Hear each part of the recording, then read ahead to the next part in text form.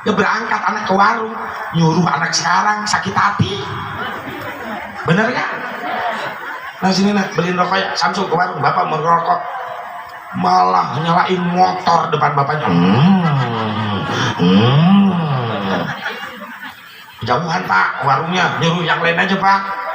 Karena saya udah janjian pak sama temen-temen, nunggu di jalan pakai motor mau ke Cilodong pak. Berangkat. Bapaknya melong aja, kata bapaknya, tahu gini cek dari orok nih anak. Banyak orang tua sakit hati sama anak. Dulu anak kita akhlaknya kalau mau ngelewatin sama bapaknya jongkok, sopan santun. Maaf pak, dulunya geser, saya mau numpang lewat. Anak kita begitu gak kalau numpang lewat? Gak ada akhlak sekarang. Emaknya di jalan main seret sampai nyungsep emaknya. Bapaknya telentang, tidur-tiduran ruangan tamu, masya Allah, dilangkahin, buat loncat kagok, nginjek leher bapaknya.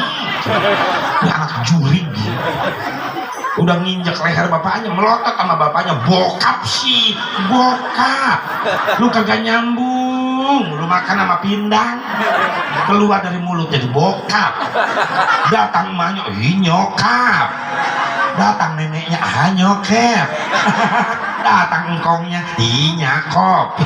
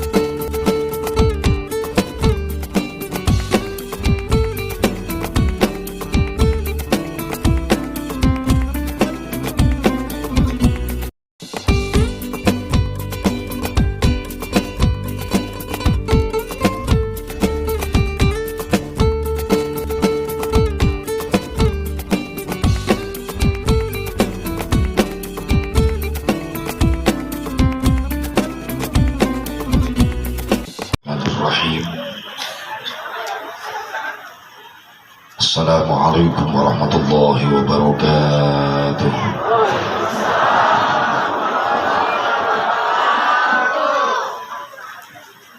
Alhamdulillahil wahidil qahhar, al-azizil ghaffar. Wa sholli ala nuril anwar wa sirril asrar wa triyaqil aghyar wa miftahi babil yasar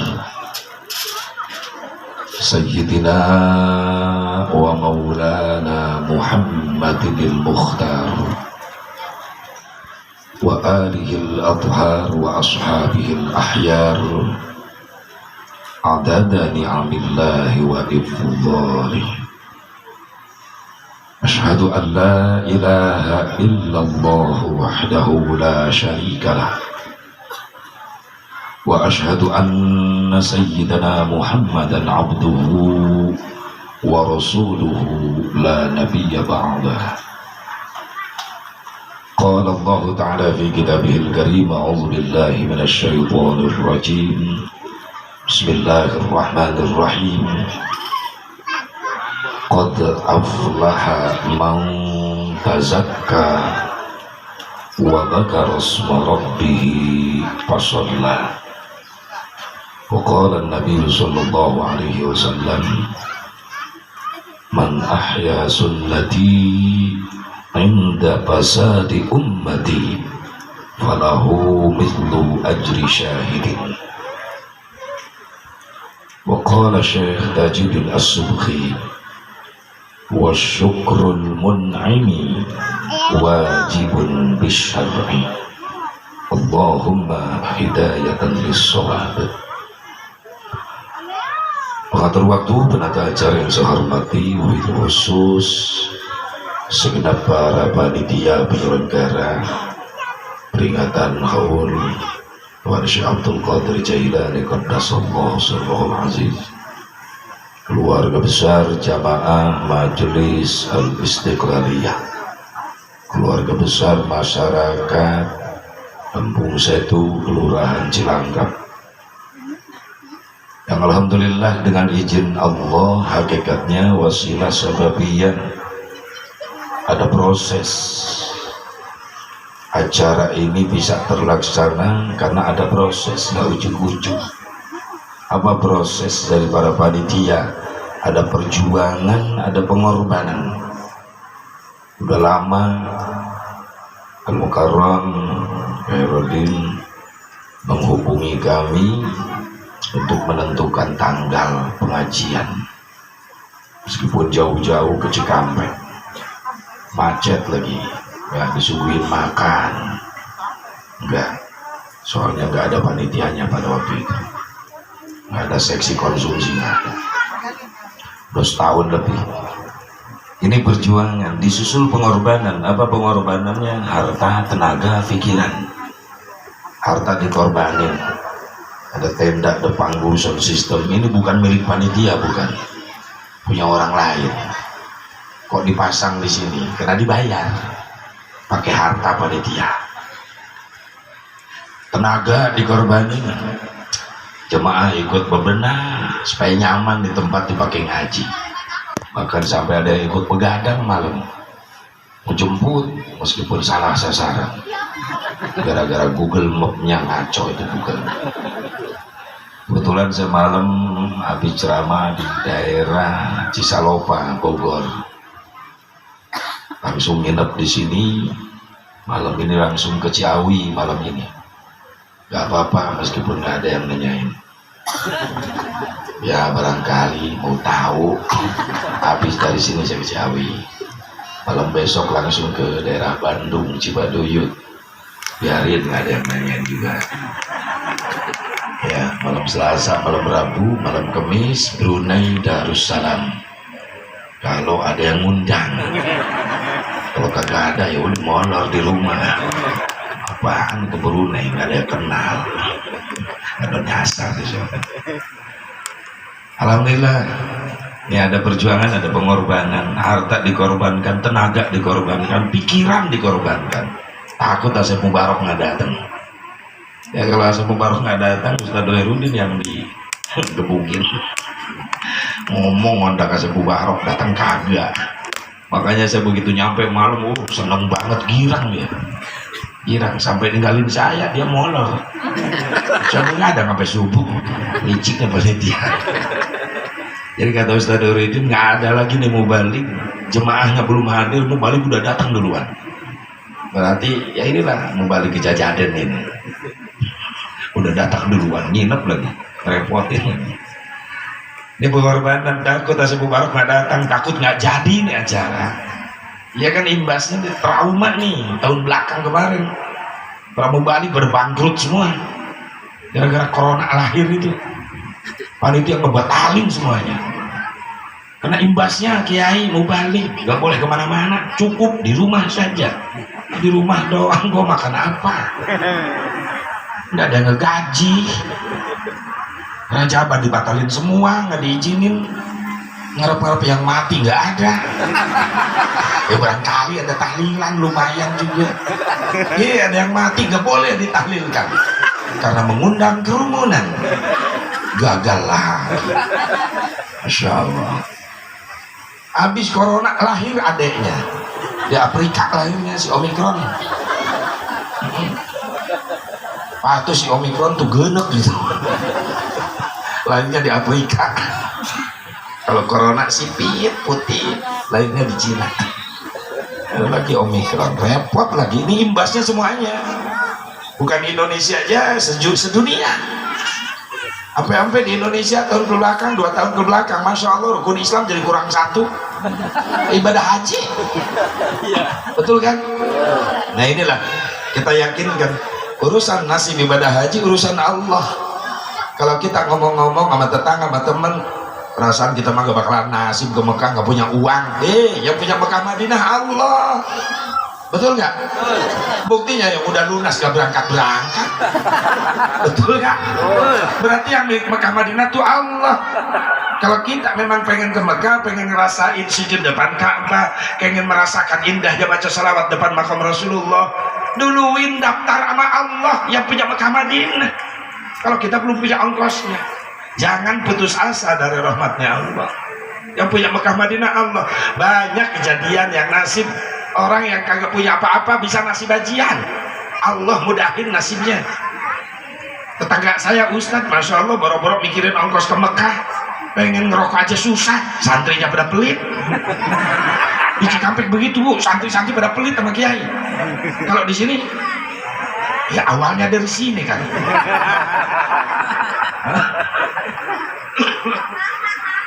Ya Allah, udah nak, jangan ngobrol ya. Kalau saya ceramah nih ada anak-anak ngobrol gini, perasaan ceramah di PAUD saya. Coba mana ibunya, tolong di ini Bu. Nah, jangan ngobrol ya. Nih, lagi nasihan emak lu nih. Diam, jangan ngobrol. Ya, udah ya, jangan ngobrol ya. Percis emaknya. Bu, yang punya Mekah Madinah siapa? Daftarin dulu sama yang punya siapa? Allah. Kapan daftarnya? Tiap habis sholat, angkatin tangan, minta sama Allah. Kalau kita ditanya butuh nggak hidupnya sama Allah, butuh. Minta aja kagak pernah sama Allah. Kalau mama zaman dulu, bapak zaman dulu, assalamualaikum, tasbih yang dipegang. Nah sekarang remote sama HP. Betul nggak? Kerjaan siapa tuh? Nengok sono kemari, liatin suaminya, mungkin nyari suami, itu pekerjaan suaminya. Ya Allah, kalau butuh sama Allah, rajin minta sama Allah. Kenapa? Karena Allah gak pernah bosan diminta sama kita. Justru sebaliknya kita yang bosan minta. Wirid mah wirid, numpuk tiap kiai dimintain wirid. Dibaca mah kagak. Ukur tas wiridan numpuk aja di tas. Kalau bapak-bapak nyelip di dompet sampai hilang hurufnya, ya kagak pernah dibuka-buka, boro-boro dibaca. Sekali butuh bacaan, dibuka tuh wirid, hilang hurufnya. Harusnya marojak tanah, marojak celana. Ya Allah, minta sama Allah. Kalau memang sadar kita hidup butuh sama Allah, rajin minta sama Allah. Sampai Ustadz teman saya nasib, alhamdulillah, meskipun syariatnya ya diongkosin sama dermawan, tapi kan hakikatnya nasibnya yang mahal itu. Betul nggak? Cuma ya orang yang iri ada aja. Pulang dari Mekah tuh Ustadz diledekin tuh, Haji Kosasi, kenapa nggak usah dikasih? Ada aja orang usil. Kalau yang ono Haji Mansur sih, alamannya digusur kelebaran jalan. Usil banget tuh orang. Kalau yang sebelah sono, Haji Wahyu sebenarnya sawahnya payu. Orang yang ngejual sawah, lu yang repot kenapa sih? Yang sono Haji Tower aja, Haji Tower. Maksudnya apa? Nah dia mah gaji berangkat ke Mekahnya, hasil ngejual itu apa kebun dibeli sama Telkom, dibikin tower, uang biar dipakai ke Mekah, berarti Haji Tower. Astagfirullahaladzim. Saya nggak habis pikir sama orang begituan usil. Gimana kalau ada orang nasib bisa ke Mekah, ongkosnya hasil syariat dari dia jualan apa? Pupuk kandang, dikumpulin sampai bisa ke Mekah. Masa pulang dari Mekah jadi haji tai? Jangan begitu sama orang. Coba belajar apa? Ikut bahagia dengan kebahagiaan orang lain. Orang lain bahagia, kita ikut bahagia. Siapa tahu keberkahan orang ini selanjutnya berpihak sama kita. Bukan amin, amal. Amin kenceng, lu sifat masih begitu. Amin. Kelakuan masih begitu. Orang maju, lu yang nyengir. Ada yang begitu, ada. Berarti yang amin kenceng tadi. Ibu bapak hadirin hadirat rahimakumullah, hadani Allah wa iyyakum ajmain. Apapun yang dikorbankan oleh para panitia, baik harta, tenaga, pikiran buat acara ini, insyaallah menjadi ladang amal soleh, menjadi nilai sodakoh. Kalau diniatin sodakoh, insyaallah bakal jadi umpan Allah datangkan rezeki yang lainnya. Nabi nggak pernah bohong. Mana qasamadun min sadaqatin bal yazdad. Apa yang kau sedekahkan di jalan Allah, harta kalian, maka itu harta bukan hilang, justru bakal ditambah sama Allah. Bahkan mudah-mudahan disedekah ibu bapak jemaah semuanya untuk pengajian siang hari ini, buat ibadah siang hari ini, insya Allah menjadi sebab apa yang ibu bapak cita-citakan belum terkabul, insya Allah dikabulkan oleh Allah. Amin. Rasulullah juga yang mengatakan, yang bersabda, man arada ayyaqdiya hajatahu fal yuqaddim hadiyataha. Barang siapa yang ingin dikabulkan cita-citanya, dimudahkan bisnisnya, usahanya, maka dahulukan mengeluarkan hadiahnya, dahulukan mengeluarkan sodakohnya, karena sodakoh jadi umpan untuk mempermudah apa yang kita cita-citakan, apa yang kita harapkan dikabulkan oleh Allah Subhanahu wa Ta'ala. Amin ya Allah ya Rabbal alamin. Wabil khusus para alim ulama, para habaib, para kiai, para asatidz, guru-guru saya yang saya manfaati di haflah mubarakah yang sangat saya hormati, dan kita doakan mudah-mudahan para ulama, para kiai dipanjangkan umurnya, ditambah-tambah sehat walafiat, tambah-tambah berkah ilmunya, tambah-tambah beli rezekinya, tambah-tambah istrinya. Ya biasa aja Bu, antara ya dan tidak. Ya amin, tidak ya udah diem, gak perlu rusuh, gak perlu udah mangap mau amin gak jadi, kenapa kagok amat ngeliat. Nih bapak-bapak setuju? Nengok dulu gini. Bapak-bapak setuju? 5 orang setuju. Kelihatan ketakutannya. Ya, dia juga pasti udah takut, sorry, maaf, lain lagi levelnya. Banyak balik, bininya 2, 3, saya mah enggak. Alhamdulillah istiqomah, nggak pernah ngasih tahu. Yang enggak selalu setia, selalu ngontrol terus bini. Dia menit detik WA terus, lagi apa? Lagi telepon sama siapa? Ya malu lah. Ya saking cintanya, cemburuan banget ya. Ya gimana nggak cinta sama saya setornya gede terus. Makanya Pak, kalau pengen bini sayang terus, percaya sama bapak, gimana doa, duit. Ketahuan ibu-ibu nih, mau di rumah, mau di pengajian, aneh di kepalanya duit terus. Siapa sih lakinya nih? Gimana kata tangan begini doa, kalau duit begini kagak gaul lu ah.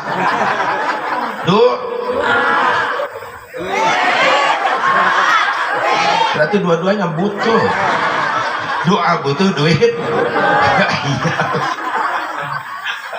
Kata ibu-ibu jangan munafik, Stan. Kita manusia biasa nih dunia, butuh duit buat bekal ibadah. Betul.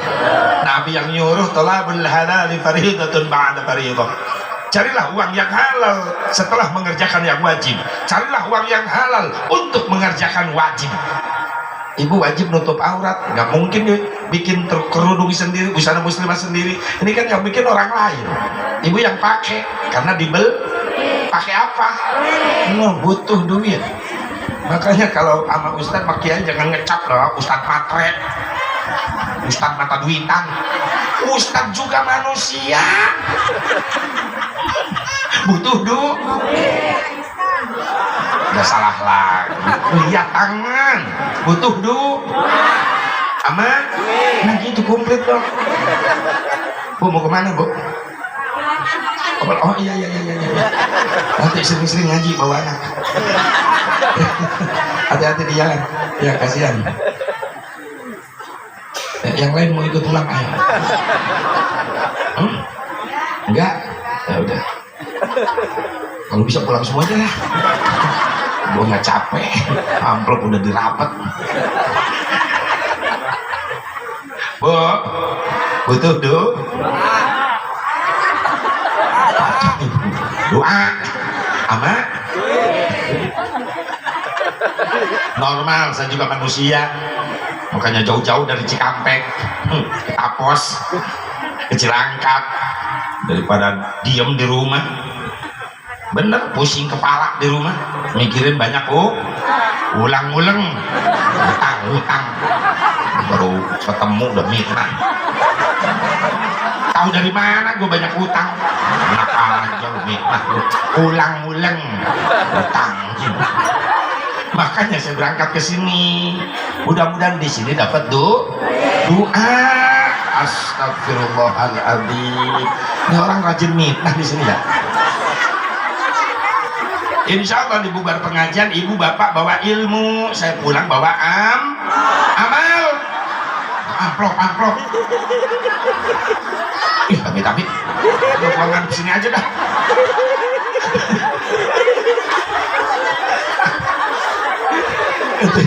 yang nyari saya itu kealangin salon.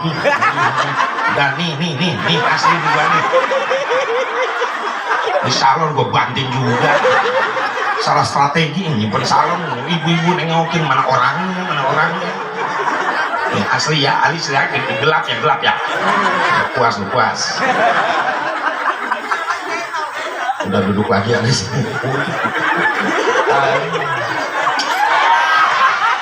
Nenek tahu. Ya Allah ya Rabb. Ibu bapak hadirin hadirat rahimakumullah, udah doain para ulama, para habaib, para kiai panjang umur, sehat walafiat, ditambah berkah ilmunya, mudah rezekinya, dikasih turunan yang soleh dan soleha yang mampu melanjutkan perjuangannya. Aparatur pemerintah setempat baik sipil, TNI, Polri yang saya hormati dan insya Allah dijadikan pemimpin yang amanah. Pada salam ihtiram, marilah kita bersama-sama menjadikan puji syukur kehadirat Allah Subhanahu wa taala. Shalawat beserta salam semoga tetap Allah curahkan selama-lamanya dari junjungan besar Muhammad sallallahu alaihi wa alihi wasallam, kepada keluarganya, para sahabatnya, para tabi'in atau tabi'in, para ulama-ulama salihin, juga para pengikutnya, khusus kita yang hadir pada siang hari ini. Mudah-mudahan kita mendapatkan syafaatul uzmanya Nabi Muhammad sallallahu alaihi wa alihi wasallam. Hadirin hadirat hadanillahu wa iyyakum ajmain. Untunglah kita menjadi umatnya Nabi Muhammad. Kenapa? Karena umat Nabi Muhammad, umat Islam adalah umat yang paling mulia di hadapan Allah dibandingkan dengan umat yang lain. Timbul pertanyaan, apa yang membuat kita umat Islam jadi mulia di hadapan Allah dibanding dengan umat yang lain? Apa kita umat Islam mulia gara-gara kita umat Islam ada sholat 5 waktu, umat yang lain nggak ada sholat 5 waktu? Apa kita umat Islam jadi mulia di hadapan Allah gara-gara ada puasa Ramadan, umat yang lain nggak ada puasa Ramadan? Apa kita mulia di hadapan Allah gara-gara ada haji umrah, sementara umat yang lain nggak ada haji umrah? Ayo kita telusuri bareng-bareng, teliti, telaah. Kalau dinilai kemuliaan kita di hadapan Allah gara-gara sholat kita, maaf, untuk saya Abu Barok pribadi mengakui kualitas ibadah sholatnya belum ada apa-apanya. Boro-boro nyampe khusyuk tumaninah aja kagak bisa. Kalau ngandelin sholat kita, bukannya kita suudzon sama Allah, bukan kita jelek sangka sama Allah, kita sadar diri kualitas sholat kita masih jauh dibandingkan dengan sholatnya Rasulullah Sallallahu Alaihi Wasallam. Belum ada apa-apanya. Tapi meskipun begitu, mudah-mudahan kekurangan ibadah sholat kita diampuni oleh Allah Subhanahu Wa Taala. Boro-boro nyampe khusyuk tumaninah aja kagak bisa. Jujur, betul nggak? Ketika takbir pertama Allah sampai merem-merem pengen khusyuk, begitu bar mata kita bukan ngeliatin tempat sujud. Maaf bapak-bapak, kalau berjamaah pasti nengokin sarung orang di depan.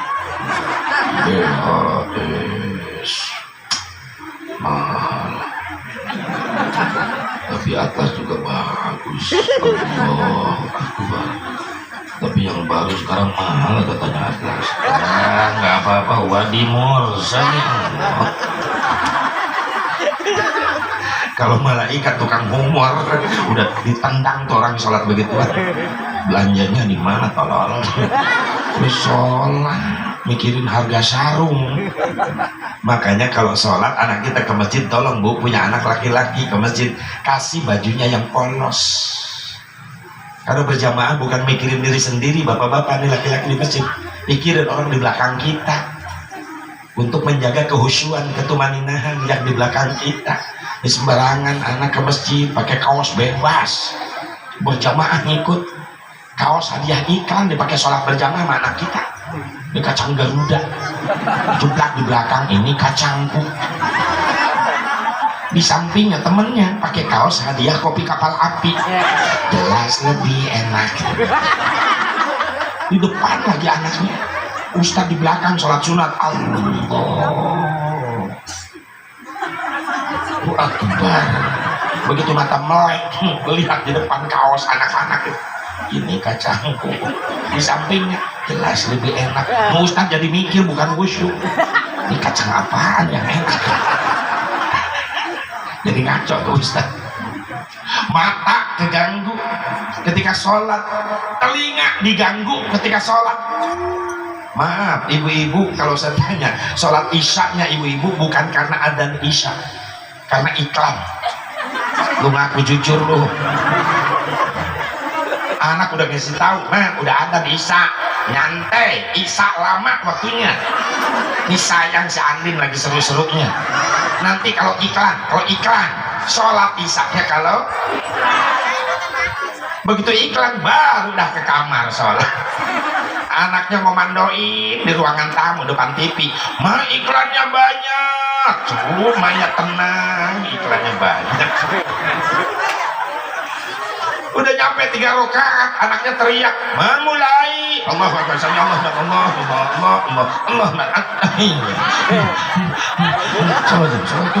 loncat langsung. Anaknya duduk di kursi sampai ketindih, remote direbut, gebukin kepala anaknya sampai bengkok tuh remote. Dia dipindahin sama anaknya ke si Upin.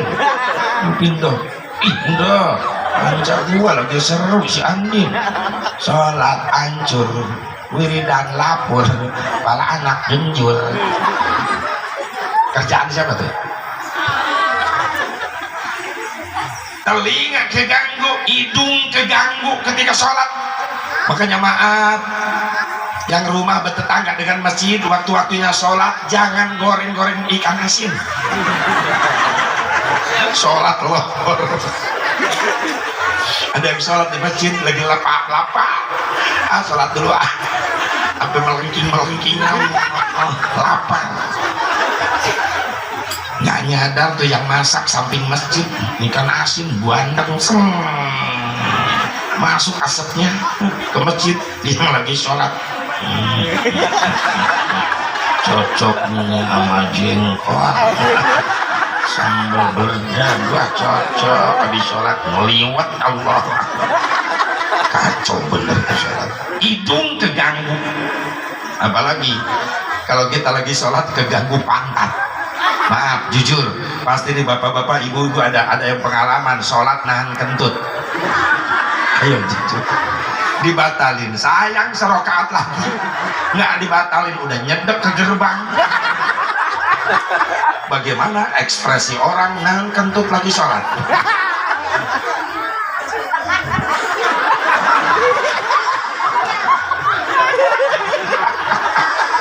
Nahan kentut lagi sholat. Kok Ustadz tahu? Gua ngalamin. Ya jangan nyalahin orang.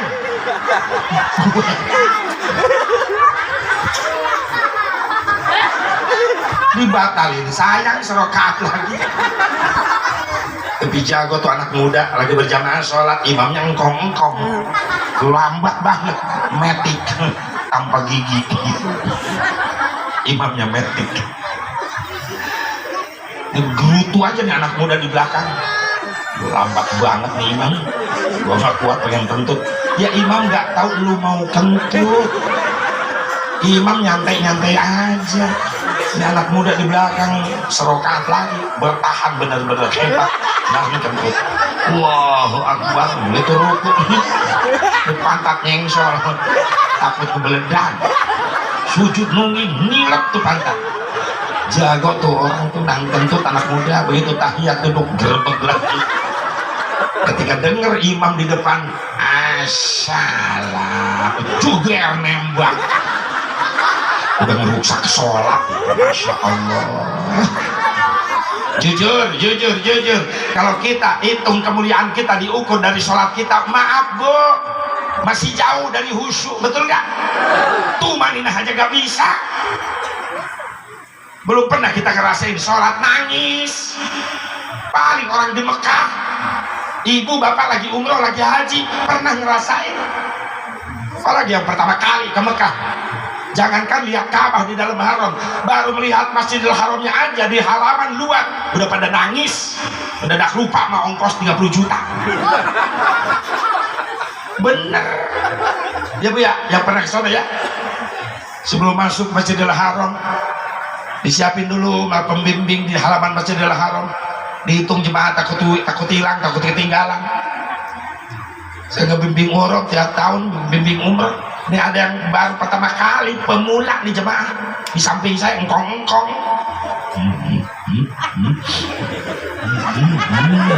Gua kira wiridan.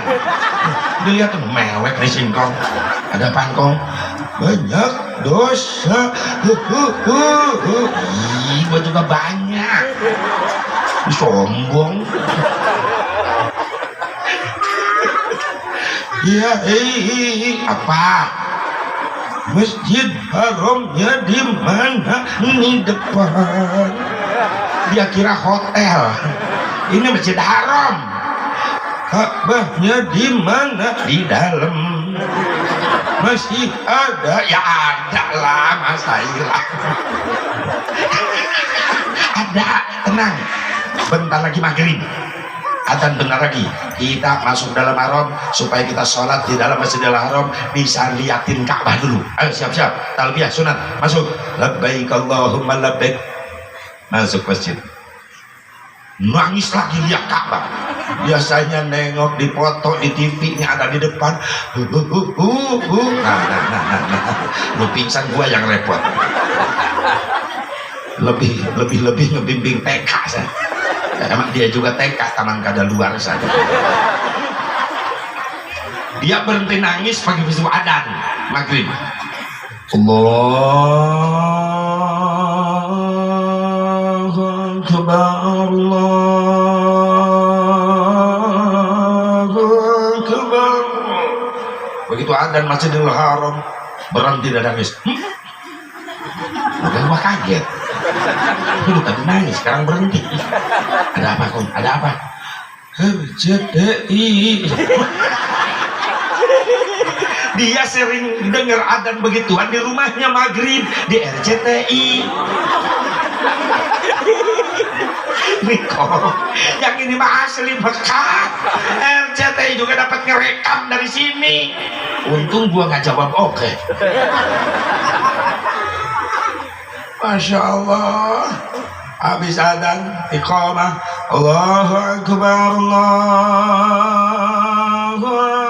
Akbar, asyhadu an la ilaha illallah, asyhadu anna Muhammadar Rasulullah, hayya 'alas salati, hayya 'alal falah,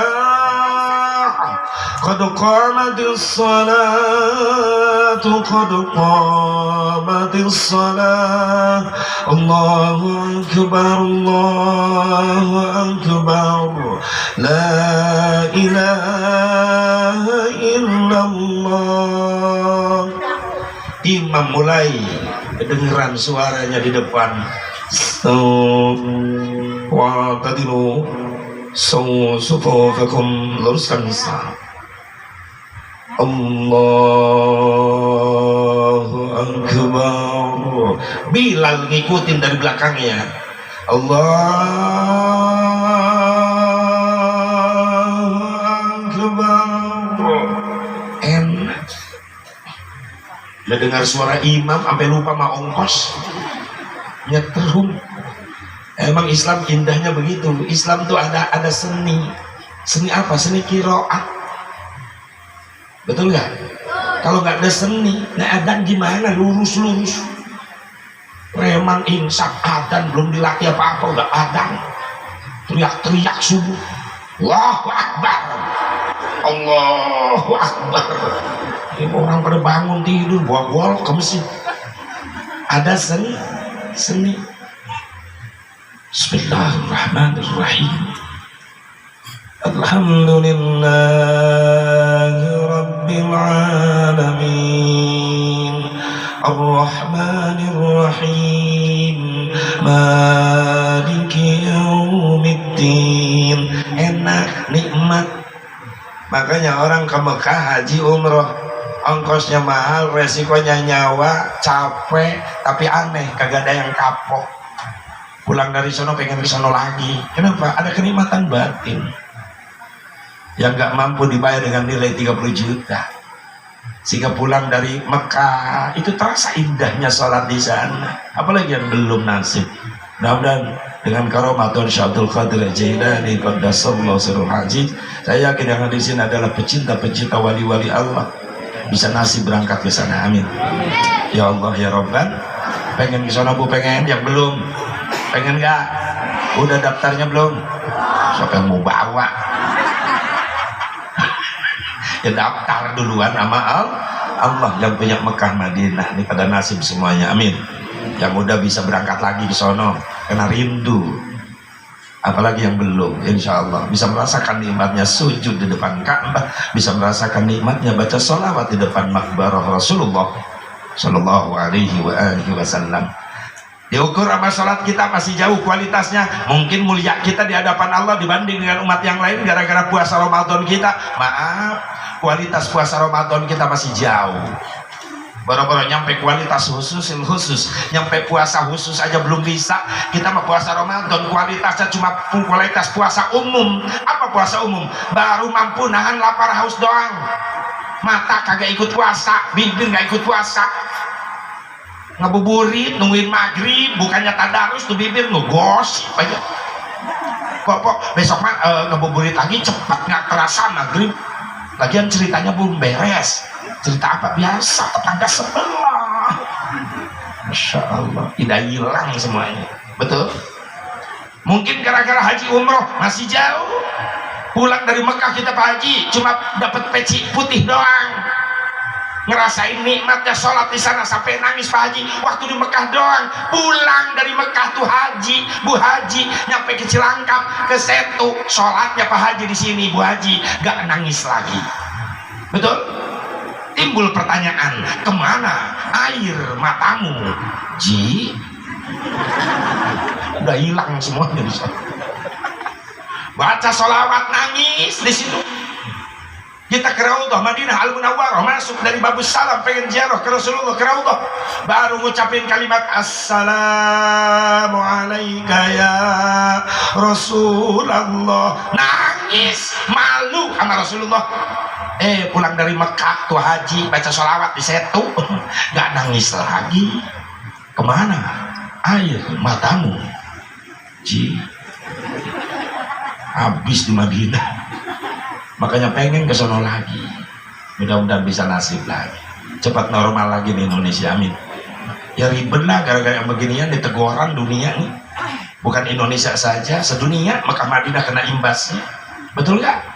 Betul gak? Kalau ini sedunia berarti teguran dia Allah. Allah negur. Di dunia udah banyak yang sombong dengan ilmunya. Amerika sombong, Rusia sombong, Korea sombong, mampu membuat senjata canggih. Allah tegur, Allah ciptakan pelor yang kecil, gak kelihatan, corona namanya. No, Amerika, Rusia, labakan semuanya, gak bisa ngadepin. Makanya jangan sombong. Cuma kalau udah datang teguran dari Allah, semuanya kebagi. Satu makan nangka, semua kena getahnya. Makanya mudah-mudahan dengan pengajian ini jadi benteng buat kita khusus yang hadir. Semuanya diselamatkan oleh Allah, dijauhkan dari balahi, dijauhkan dari wabah. Kita diselamatkan di dunia wal akhir. Amin. Ya Allah ya Rabbal Alamin. Kalau bukan karena haji, bukan karena puasa Ramadan, bukan karena sholat, habis kita mulia di hadapan Allah umat Islam. Gara-gara apa? Jawabannya cuma satu, gara-gara dapat cintanya Nabi Muhammad, gara-gara dapat syafaahnya Nabi Muhammad Sallallahu Alaihi Wasallam. Kalau nggak ada syafaahnya Nabi, mau ngandelin apa? Kita tahu diri, kualitas sholat kita, ibadah kita masih jauh. Makanya kita muliakan Syekh Abdul Qadir Al-Jailani. Kenapa? Karena di pundak beliau ada stempel telapak tangan Nabi, telapak kaki Nabi Muhammad Sallallahu Alaihi Wasallam. Ketika Rasulullah mau Isra Mi'raj, ini buruk yang ditawarkan oleh Allah, yang nangis tuh buruk. Rasulullah nanya, kenapa lu nangis buruk? Saya sudah mendambakan dari dulu pengen jadi kendaraannya Nabi Allah terakhir, manusia yang paling mulia yang bernama Muhammad bin Abdullah. Karena Nabi Muhammad, kata Nabi Muhammad, aku Muhammad bin Abdullah, terima kasih, pilihlah aku untuk menjadi tungganganmu Isra Mi'raj. Kata Rasulullah, baik, aku pilih kamu. Saking senangnya jadi gemuk tuh buruk, yang tadinya kurus jadi gemuk. Tapi aku ada permintaan ya Rasulullah. Apa? Tolong supaya jadi saksi nanti, tempelkan telapak tanganmu di punggungku. Lalu Rasul membuat stempel di punggung buruk dengan tangannya tinggi. Begitu ditempelin tangan Rasulullah, di buruk jadi tinggi. Rasul sampai kagak kesampaian mau naik. Harus pakai apa wasilahnya naik punggung buruk? Maka Allah ngutus satu arwah ruh yang datang di depan Rasulullah menawarkan diri. Ya Rasulullah, jangan susah untuk naik ke punggung buruk, injak saja aku. Kata Rasul, siapa kamu? Aku adalah ruh Gausul A'zam Abdul Qadir Al-Jailani. Ruhnya Tuan Syekh Abdul Qadir Jailani datang. Kata Rasulullah, hebat kamu, dari turunanku kamu akan menjadi orang yang mulia. Baik, telapak kakiku akan aku tempelkan, injakkan di punggungmu, dan insya Allah akan menjadi stempel di pundakmu telapak kakiku. Tanda apa ini ya Rasulullah? Kalau seandainya Allah tidak menutup Nabi dan Rasulnya dengan aku, dengan kerasulanku, kata Nabi Muhammad, mungkin kamu akan menjadi Nabi. Tapi Allah sudah menutup seluruh Nabi dan Rasul, ditutup terakhir dengan kerasulan dan kenabianku. Maka engkau akan mulia nanti. Aku injakkan telapak kakiku di punggungmu untuk menjadi tanda bahwa kamu Abdul Qadir akan menjadi rajanya para wali-wali dan umatku. Jadilah Sultan Aulia Syekh Abdul Qadir Al-Jailani. Maka naiklah Rasulullah ke pundak Syekh Abdul Qadir. Ceplak, ada bekas telapak kaki Rasulullah di pundaknya Tuan Syekh Abdul Qadir Jailani. Subhanallah. Nah, inilah keturunan Rasulullah yang kita haulkan, yang kita peringati haulannya. Meskipun sebagian kecil umat Islam ada yang masih mengharamkan apa-apaan haul, nggak ada dari sononya. Ya, orang udah mati, buat apa kita baca Fatihah, kedengeran aja kagak, dia udah mati. Emang kenapa mas? Ya Ustaz, pikir aja logika apa? Orang udah mati, mau denger apa? Yang denger itu yang masih hidup. Orang yang nggak mati dibacain Fatihah, dia denger aja kagak. Menurut logika emang betul mas. Orang yang mati kagak denger, yang denger itu yang masih hidup, itu menurut logika. Tapi beda dengan iman. Maksudnya apa? Jangan dulu nunggu mati, orang kagak denger. Orang yang masih hidup aja udah banyak yang kagak denger. Betul gak? Jangan nungguin mati dulu kagak denger, yang hidup aja udah banyak yang tuli. Bener gak? Kong, mau kemana? Beras merah. Kan kagak nyambung. Berapa seliter? 6 karung. Kagak nyambung, masih hidup di singkong. Mudah-mudahan engkong diterkam harimau. Amin. Oh berarti sakti. Masih hidup udah kagak nyambung. Jangan nunggu mati. Yang hidup aja banyak orang tuli. Jadi urusan denger kagak denger bukan urusan mati atau hidup, tapi itu urusan Allah Subhanahu. Yang menyampaikan bacaan kita adalah Allah. Itulah iman. Betul? Yakin nggak nih ruh Rasulullah, ruh Syekh Abdul Qadir Jailani hadir? Yakin nggak? Yakinlah. Kenapa? Allah melalui Rasulnya. Rasul pernah ditanya oleh Ibnu Wahibah, kenapa kita harus mengingat orang-orang yang soleh? Tapi dia sudah tiada ya Rasulullah. Maka Rasul jawab, inda dzikris salihin tanzilur rahmah. Ketika kita mengingat orang-orang soleh, maka kontan Allah mengutus ribuan malaikat rahmat hadir ke tempat itu. Untuk apa? Supaya hadir semuanya pulang membawa rahmat Allah. Alhamdulillah. Dan haulan sudah ada di zaman Rasulullah Sallallahu Alaihi Wasallam.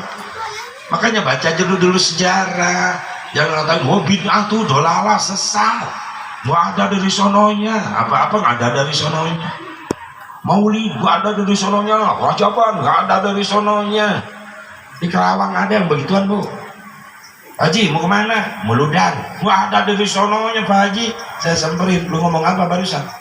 Ya Muludan nggak ada dari sononya, Pak Haji. Nah, lu dari kapan dari sono? Maksudnya apa, Pak Haji? Ya lu maksudnya tadi apa?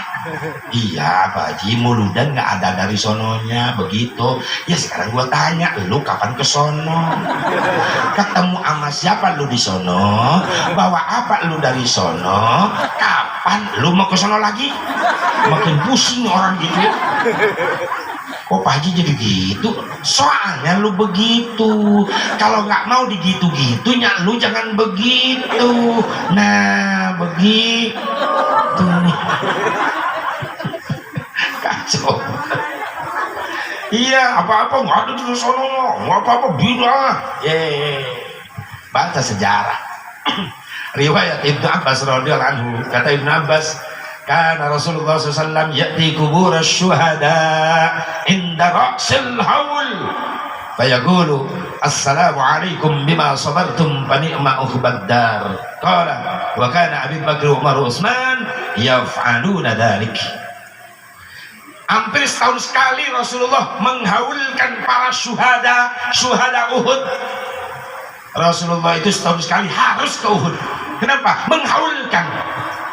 Begitu nyampe ke makom Uhud, dan kebetulan di Uhud juga ada makom pamannya, yaitu Sayyidina Hamzah radhiyallahu anhu. Maka Rasul sampai ke makom Uhud mengucapkan kalimat assalamualaikum bima sabartum fa ni'ma ukhbad dar. Keselamatan buat kalian semuanya, hasil dari kesabaran kalian. Sekarang kalian ditempatkan oleh Allah di tempat yang penuh dengan kenikmatan. Ibnu Wahibah nanya, ya Rasulullah, ada manfaatnya buat kita datang ke sini? Ada. Kalian tahu? Ya Rasulullah, ini makomnya siapa? Orang-orang soleh ya Rasulullah, yang siap mengorbanin jiwa raganya demi cintanya kepada Allah dan kepada Rasulnya, yaitu engkau. Berarti orang soleh yang ada di makom ini. Iya ya Rasulullah. Maka Rasul gesin, inda dzikris salihin tanzilur rahmah. Ketika kita mengenang orang-orang soleh, maka kita mendapatkan rahmat. Alhamdulillah. Ada dari Rasulullah menghaulkan, mengingat kembali orang-orang soleh. Apalagi Syekh Abdul Qadir Jailani qaddasallahu sirrahul aziz, banyak karomah kemuliaan beliau. Dan alhamdulillah sekarang cucu cicit beliau sudah menyebar ke Indonesia datang. Ada yang dari Palestina, ada yang dari Libanon. Kebetulan saya juga keberkahan di bulan-bulan kemarin, gak ngimpi-ngimpi, gak ada undangan apa-apa. Kebetulan beliau cicitnya Syekh Abdul Qadir Jailani Al-Hasani lagi keliling Indonesia, yang bernama Syekh Ahmad Rauhi Ad-Duhaibi Ad-Jailani, mampir ke rumah saya. Beliau mau ke Cirebon, kebetulan yang di Cirebon membatalkan, ngontak saya melalui murtajimnya, melalui penerjemahnya. Ya ada di rumah. Ada Ustaz, ini Syekh mau ke sana. Oh iya silakan. Ke rumah, sampai nginep di rumah saya. Syekh Rauhi Ad-Duhaibi Ad-Jailani. Itu beliau keliling Indonesia. Kenapa? Menurut beliau saya mimpi. Waktu di rumah saya di Libanon, karena beliau, saya mimpi kenapa? Dalam impian saya itu kakek saya datang, Syekh Abdul Qadir Jailani. Dalam mimpi itu saya melihat satu padang rumput yang begitu indah, banyak pepohonan, hijau, subur. Tapi lama-lama itu jadi hilang rumput hijau dan pohon-pohonan kebakar semua.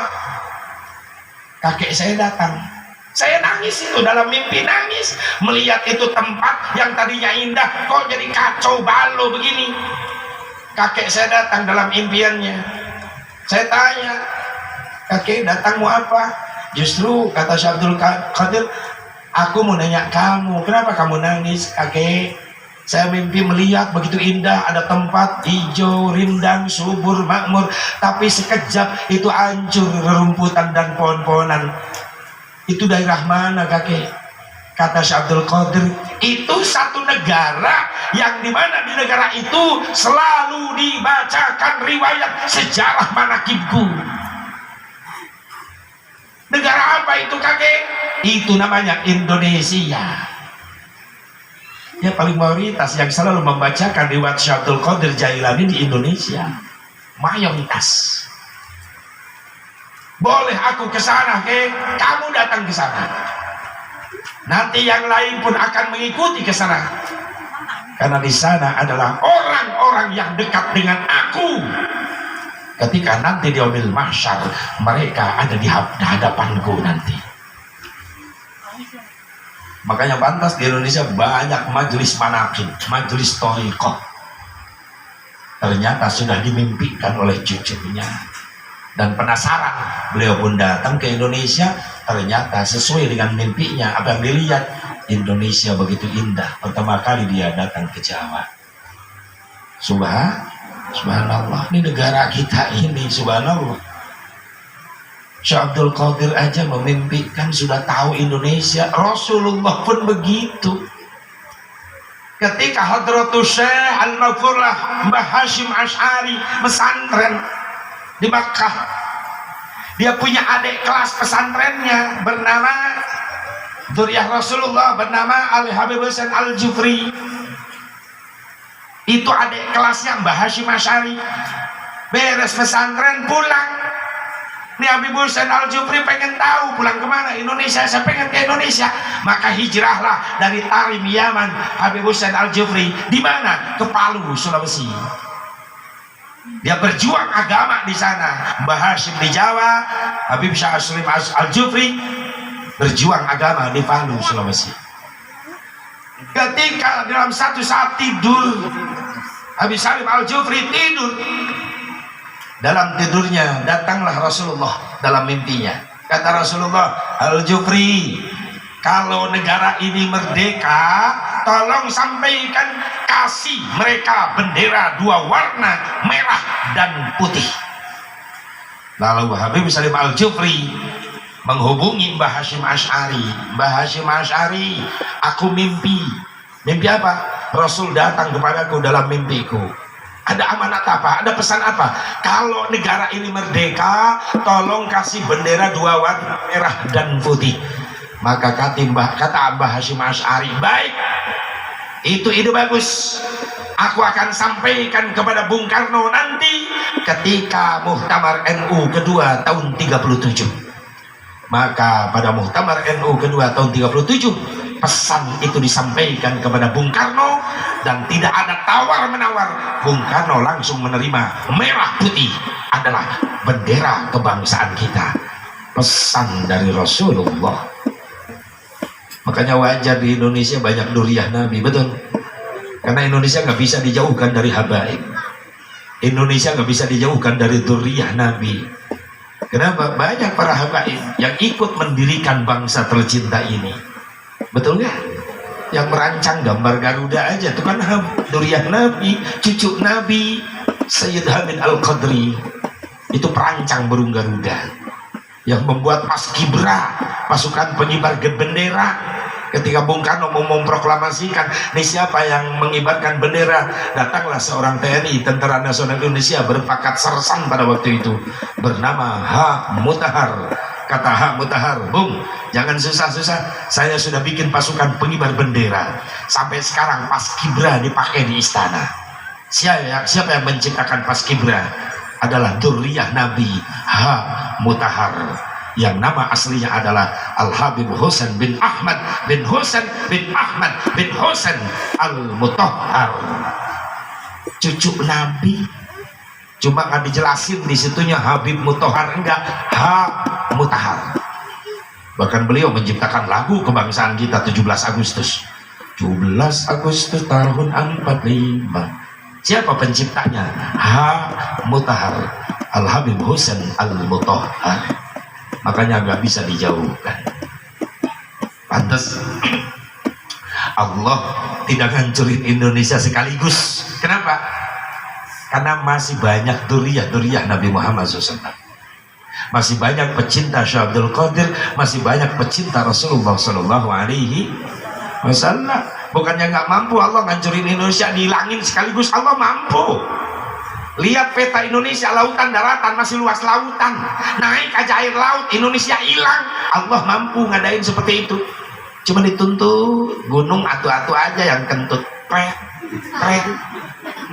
Tsunami pojokan-pojokan aja, nggak sekaligus. Kenapa? Masih ada benteng. Siapa bentengnya? Nah ini pecinta Rasulullah, pecinta Tuhan Syekh Abdul Qadir Jailani. Insya Allah karomahnya nyampe ke Indonesia, amin. Karena selalu manakibnya dibaca di Indonesia. Alhamdulillah. Makanya umat Rasulullah itu selalu dibanggakan. Nabinya udah terkenal sebelum dilahirkan, umatnya pun ikut terkenal. Kita belum digelar ke dunia, udah banyak yang ngomongin umat akhir zaman. Kita udah disebut-sebut sama nabi-nabi yang lain. Maaf Bu, Pak. Nabi Nuh alaihissalam pernah dipuji sama umatnya, hebat kau Nabiullah Nuh. Hebat apaan? Ini kan di tengah padang pasir, tapi engkau membuat kapal laut begitu indah, begitu hebat. Tahu suatu saat akan menjadi lautan tempat ini. Hebat, punya ilmu teknologi dari mana kau bisa membuat kapal pesiar seperti ini? Kata Nabi Nuh, masih mulia umat akhir zaman, kata Nabi Nuh. Maksudnya apa? Ini ilmuku belum seberapa dibandingkan dengan ilmu umat Nabi akhir zaman. Emang ada lagi yang lebih canggih? Ada. Nanti ilmunya orang-orang umat Nabi akhir zaman. Ternyata betul. Nabi Nuh dari kayu bikin kapal laut. Nah kita umat akhir zaman dari besi, bisa pakai perang lagi. Betul? Lebih canggih ilmunya umat Nabi akhir zaman. Nabi Sulaiman dipuji sama umatnya, hebat kau Nabi Sulaiman. Hebat kenapa? Kau ngerti bahasa burung, bahkan bisa ngobrol sama burung. Kata Nabi Sulaiman, kecil dibandingkan dengan ilmu umat Nabi akhir zaman. Kita disebut lagi sama Nabi Sulaiman. Emang kenapa? Nanti ada orang-orang yang pandai berbicara dengan binatang-binatang, bahkan mampu melatih binatang-binatang bisa berbicara. Hebat tuh orang. Di mana? Kapan? Nanti umat Nabi akhir zaman. Nabi Sulaiman ngobrol. Nah umat Nabi akhir zaman kita bukan ngobrol, mampu ngelatih burung bisa ngomong. Beo, Assalamualaikum. Haji, ada kamu? Ngopi coy. Nah, zaman Nabi Sulaiman ada coy. Kan di akhir zaman ada coy. Umat Nabi akhir mampu melatih burung bisa ngomong. Burung saya di rumah, wah gacor banget. Haji, ada kamu? Saya teriak di rumah, bawa berkat gak? Bawa. Ngerti tuh burung. Saya nengok keluar, nggak ada apa-apa, nggak ada siapa-siapa. Tengok ke samping rumah, tetangga lagi ngumpet begini. Haji, ada kamu? Oh, dikirain burung. Biasa tukang humor tuh tetangga. Saya juga mikir, burung saya burung pipit, bisa ngomong di mana? Depan ketipu semua. Jangan saya aja yang ditipu sama tetangga. Ya Allah. Nabi Isa dipuji sama umatnya ketika membangunkan orang mati dan orang mati hidup lagi, bisa ngobrol dengan Nabi Isa, ngobrol. Kata umatnya, hebat kau Nabiullah Isa, kau bisa menghidupkan orang mati, bahkan ngobrol dengan orang mati. Bagaimana kata Nabi Isa? Ilmuku belum ada apa-apanya dibandingkan dengan ilmu umat Nabi akhir zaman. Ada lagi orang yang bisa menghidupkan mati lalu ngobrol? Ada. Siapa? Nanti umat Nabi akhir zaman. Siapa beliau? Tuan Syekh Abdul Qadir Jailani Qaddasallahu Sirrahul Aziz. Lebih canggih lagi ilmunya, karomahnya. Kalau Nabi Isa menghidupkan yang mati, qum biidznillah, bangunlah kau dengan izin Allah. Tapi Tuan Syekh Abdul Qadir lebih hebat. Qum biidzni, hiduplah kamu dengan izinku. Syekh Abdul Qadir, bukan dengan izin Allah, dengan izinku. Kagak, lebih canggih. Ketiganya ada riwayat manaqib Tuan Syekh Abdul Qadir Jailani. Ada orang tua, ibu dan bapak nyantranin anaknya ke Tuan Syekh Abdul Qadir Jailani. Syekh, tolong terima anak saya jadi santri engkau di sini ya. Kata Syekh Abdul Qadir, baik, anak kalian saya terima jadi santri saya di sini. Tapi tolong jangan ditengok-tengok supaya betahnya anak. Ya Syekh, saya mau pamit pulang. Pulang mak bapaknya. Baru sebulan, ini emaknya nangis melulu ingat sama anaknya yang nyantren di Syekh Abdul Qadir. Nengoklah ke pesantren Syekh Abdul Qadir. Begitu nyampe ke pesantren Syekh Abdul Qadir, dilihat Syekh Abdul Qadir lagi makan bareng sama santri-santrinya. Cuma kaget nih orang tua, lihat Syekh Abdul Qadir makan pakai daging ayam, sampai tulang belulang tuh ayam ada di depan Syekh Abdul Qadir, di depan Syekh Abdul Qadir. Sementara anaknya yang nyantren makannya dengan bubur kunyit, sampai kurus tuh anak. Ya nggak tega lah, namanya orang tua anaknya pesantren jadi kurus begini.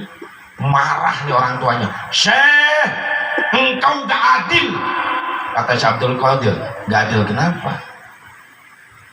Syekh, enak-enak makan dengan daging ayam sampai tulang belulang ada di depanmu, Syekh. Sementara anakku, santrimu di sini, anakku sampai kurus, pantes makannya dengan bubur kunyit. Kata Syekh Abdul Qadir, lantas harus gimana? Ya samainlah Syekh, anak saya pun di sini makannya harus sama daging ayam. Kata Syekh Abdul Qadir, oh begitu. Jadi kalau saya makan dengan daging ayam, santri saya pun harus dengan daging ayam. Iya Syekh, itu namanya adil. Kata Syekh Abdul Qadir, baik. Anakmu nyantren di pesantren saya, makan tiap hari dengan daging ayam sama dengan saya, tapi syaratnya apa? Harus mampu menyamai ilmuku. Ilmu gimana Syekh? Nih lihat, nih tulang-tulang ayam dikepal dengan tangannya Syekh Abdul Qadir. Lalu Syekh Abdul Qadir mengucapkan kalimat qum biidzni, dilempar tuh tulang ayam jadi ayam lagi hidup. Tulang-tulang ayam jadi ayam lagi hidup. Itu karomahnya. Kalau saya punya ilmu begituan, proyek ayam, pabrik ayam bangkrut semua. Nah iya, muludan cukup satu aja ya. Maklum, itu tulangnya dikumpulin ya. Langsung, ini hidup lagi, sembelih lagi, masak lagi, awet ayam satu. Coba udah niat sombong begitu nggak nyampe ilmu begitu. Syekh Abdul Qadir karomahnya subhan. Kalau Nabi Isa, qum biidznillah, hiduplah kalian dengan izin Allah. Tapi Syekh Abdul Qadir Al-Jailani Qaddasallahu Sirrahul Aziz dengan kalimat qum biidzni, hiduplah kalian dengan izinku. Inilah prioritas utama. Ilmu diberikan oleh Allah kepada dzurriyyah Rasulullah SAW, yaitu Syekh Abdul Qadir Al-Jailani. Mudah-mudahan kita pecintanya dapat karomahnya, amin. Ya Allah ya Rabbal alamin. Jadi mulianya kita di hadapan Allah karena dapat syafaatnya Nabi Muhammad, dapat cintanya Nabi Muhammad Sallallahu Alaihi Wasallam. Kapan? Nanti di yaumil mahsyar. Orang-orang pada ribut ke sono kemari cari pertolongan di yaumil mahsyar nanti. Manusia-manusia berkumpul cari pertolongan, lari ke depan Nabi Adam. Kata Nabi Adam, mau apa? Saya mau minta syafaah Nabi Adam. Lalu Nabi Adam jawab, maaf, aku gak bisa ngasih syafaah. Kenapa Nabi Adam? Aku malu sama Allah. Kenapa malu sama Allah? Aku malu sama Allah, selama hidupku aku pernah bikin dosa, sehingga aku diturunkan dari surga ke dunia, dan aku bertobat kepada Allah sampai ratusan tahun. Sujudku, kata Nabi Adam, sambil nangis, sambil baca doa istighfar. Apa yang dibaca doa Nabi Adam ketika sujud bertobat kepada Allah? Rabbana zalamna anfusana wa illam taghfir lana wa tarhamna lanakunanna minal khasirin. Itu aku baca. Berapa tahun sujud nangis tobat Nabi Adam? 100 tahun sujudnya sambil nangis. Kita baru-baru sujud 100 tahun, umur aja kagak nyampe. Kita di bawah imam sujud setengah menit udah pegel leher. Kadang-kadang kita sudah duluin ngebangun, imam masih sujud di depan, kita bangun duluan, pas tengok ke depan imam masih sujud, nyusul sujud lagi. Itu membuat bingung malaikat. Kata malaikat, gimana ngenilainya gua? Ini orang sujud 3 kali di tengah rakaat, sahwi aja bukan. Untung malaikat gak pernah humor. Kalau humor udah rocok pantatnya. Mungkin juga itu DKM salah beli karpet. Ya karpet sekarang ada pernya, tumpang. Gak ada yang betah sujud sekarang. Ya Allah, ya Rabbana.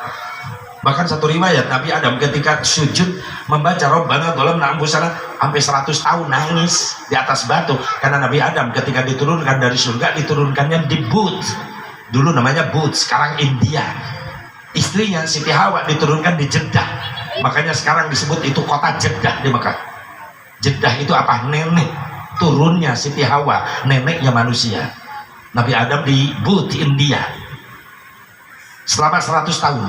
Lama kelamaan Nabi Adam penasaran, sujud terus-terusan baca istighfar, tapi belum ada jawaban dari Allah. Maka bangun Nabi Adam dari sujudnya, lalu melek matanya melihat ke atas, kaget.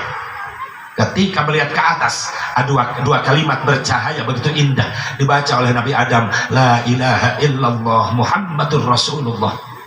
Protes Nabi Adam, ya Allah ya Rabbi, gak sembarangan makhluk bernama Muhammad ada di samping namamu, kecuali Muhammad itu makhluk engkau yang paling mulia. Siapa itu Muhammad ya Allah?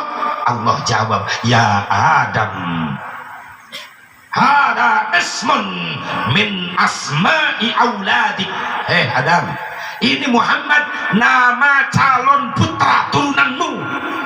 Manusia ya Allah, iya, hebat banget, belum digelar ke dunia dohirnya, namanya udah disiapin.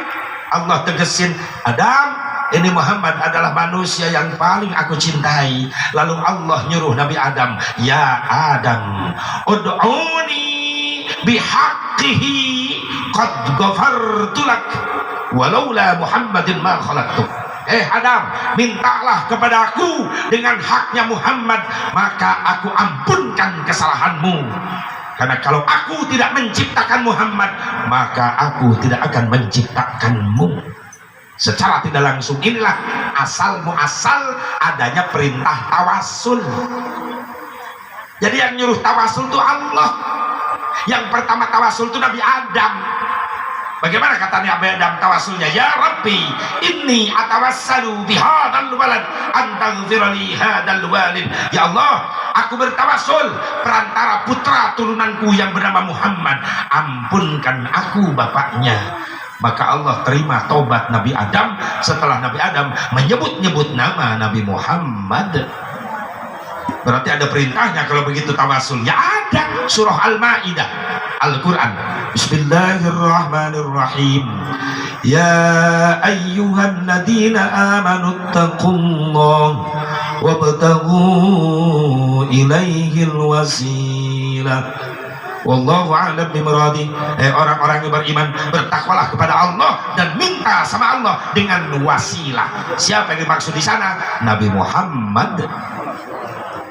Allahumma rabb hadhihi ad-da'wati at-tammah was-salatil ati sayyidana Muhammadanil wasilah. Kenapa jadi wasilah? Allah tidak akan menciptakan makhluknya kalau tidak terlebih dahulu Allah menciptakan nur Nabi Muhammad. Karena Allah menciptakan lebih dulu. Allah ciptakan nur yang pertama Allah ciptakan. Ketika nur dicipta, Allah berfirman, ya nur khalaqtuka wa sammaituka bi Muhammad. Hei cahaya, aku ciptakan kamu dan aku kasih nama kamu dengan nama Muhammad. Setelah nur Muhammad dicipta, barulah di situ Allah menciptakan aras, lauhil mahfud, kolam, dicipta dari nurnya Nabi Muhammad. Makanya namanya Muhammad, mim ha mim dal, Muhammad. Mim yang pertama adalah maujudul khalaiq bisababi, adanya seluruh makhluk sebab Allah mengadakan Nabi Muhammad sallallahu alaihi wasallam. Haknya Muhammad, hayatul khalaiq bisababi, hidupnya seluruh makhluk sebab Allah menghidupkan Nabi Muhammad sallallahu alaihi wasallam. Mimnya yang tengah Muhammad, mautul khalaiq bisababi, matinya seluruh makhluk sebab Allah mewafatkan Nabi Muhammad. Dalnya Muhammad, dukhulul abidillah jannah bisababi, masuknya hamba Allah ke surga sebab Allah mempersilahkan Rasul yang masuk surga duluan. Mudah-mudahan kita pecinta wali Allah, pecinta Rasulullah ada di belakang yang ngikut nanti. Amin ya Allah ya Rabbal. Inilah untungnya kita jadi umat Nabi Muhammad. Maka kata Nabi Adam, jangan datang kepadaku, datangi Nabi Nuh. Maka manusia-manusia di yaumil mahsyar datang ke depan Nabi Nuh. Kata Nabi Nuh, ada apa? Meminta syafaat Nabi Nuh. Kata Nabi Nuh, maaf, aku tidak mampu memberikan syafaat karena aku malu sama Allah. Malu kenapa? Aku dikasih umur panjang ratusan tahun di dunia, tapi aku tidak bisa membawa umat Islam yang banyak. Bahkan aku malu sama Allah, anakku tidak masuk Islam. Kanan datangin Nabi Ibrahim, datang ke Nabi Ibrahim, ada apa? Minta syafaat Nabi Ibrahim. Kata Nabi Ibrahim, maaf, aku tidak bisa ngasih syafaat. Kenapa? Aku malu sama Allah. Kata Nabi Ibrahim, karena aku selama hidup pernah berbohong. Ayahku tukang pengrajin membuat patung-patung berhala. Ketika satu malam patung-patung yang kecil aku hancurkan semuanya, aku sisakan patung yang gede, lalu kampaknya aku gantungkan di patung yang gede. Pagi-pagi ayahku manggil, siapa yang ngancurin patung-patung Tuhan kita? Aku berbohong, ayah, yang ngancurin patung patung yang gede, kampaknya ada di tangannya. Berbohong aku, nggak gentle. Makanya malu sama Allah, pernah berbohong. Datangi Nabi Musa, semuanya orang ngadep Nabi Musa. Kata Nabi Musa, ada apa? Minta syafaat Nabi Musa. Kata Nabi Musa, maaf, aku nggak bisa ngasih syafaat. Kenapa? Aku malu sama Allah. Malu kenapa? Selama hidup aku pernah berbuat dosa. Dosa apa? Aku pernah membunuh utusan Fir'aun yang bernama Kipti.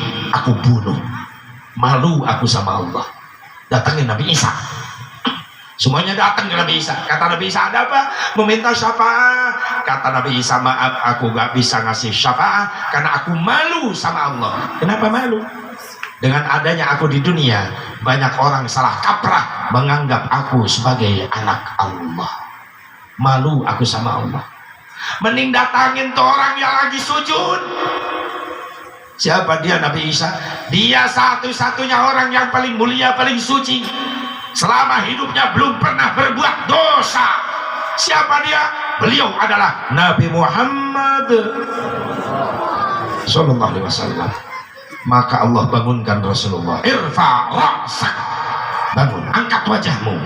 Lalu Rasul bangun menghadap Allah, minta izin sama Allah, ya Allah ya Rabbi, izinkan aku untuk memberikan syafaat kepada umatku. Maka kata Allah, isfa, silakan tolong. Rasul teriak, ummati, ummati. Kita umat yang mencintai beliau, insya Allah bakal menemukan kenikmatan yang terindah yang belum pernah kita rasakan di dunia. Kenikmatan apa? Melihat wajah manusia ciptaan Allah terindah, yaitu wajah Nabi Muhammad. Amin. Amin. Isfa'lana ya Rasulullah. Amin ya Allah ya Rabbah. Selama hidup Rasulullah pernah dalam suatu riwayat, sahabat tanya, ya Rasulullah, nanti di yaumil mahsyar umatmu akan melihatmu? Iya. Mungkin ada yang di depan, ada di tengah, dan di belakang. Ada kelas-kelasnya, ada kelas VIP, ada VIP, ada kelas ekonomi, ada. Ya, ini yang penting ketemu ke bawah ke surga. Amin. Siapa yang engkau dambakan dari umatmu ya Rasulullah, yang akan mendapatkan syafaatmu nanti di yaumil mahsyar? Rasul menjawab, yang pertama adalah birrul walidain, umatku yang selalu memuliakan ibu dan bapaknya. Ingat kalau begitu orang tua nggak ada, sekarang udah dikubur baru ingat belum pernah nyenangin orang tua. Bener gak?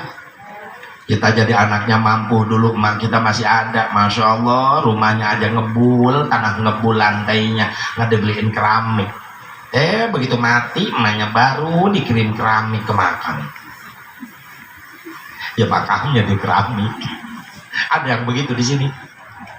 Ada juga. Oh berarti mulainya dari sini. Ya lihatlah Bu sekarang Bu, di zaman era goblogisasi sekarang. Hah? Oh global di sini ya. Kalau di Cikampek era goblogisasi. Di zaman era penggoblokan masa kini. Banyak anak-anak yang udah goblok sama orang tuanya. Maaf, zaman sekarang banyak orang tua sakit hati sama anak-anaknya. Beda pergaulan sekarang sama dulu, betul.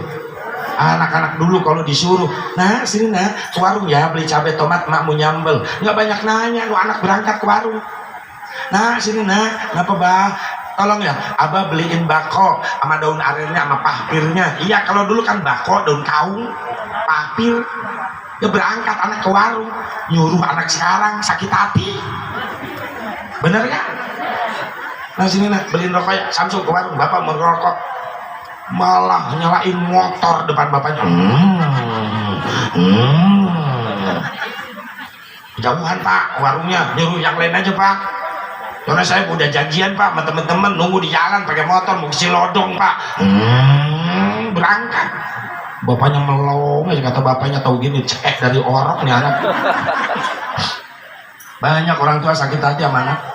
Dulu anak kita akhlaknya kalau mau ngelewatin sama bapaknya jongkok, sopan santun, maaf Pak duduknya geser, saya mau numpang lewat. Anak kita begitu gak kalau numpang lewat? Gak ada akhlak sekarang.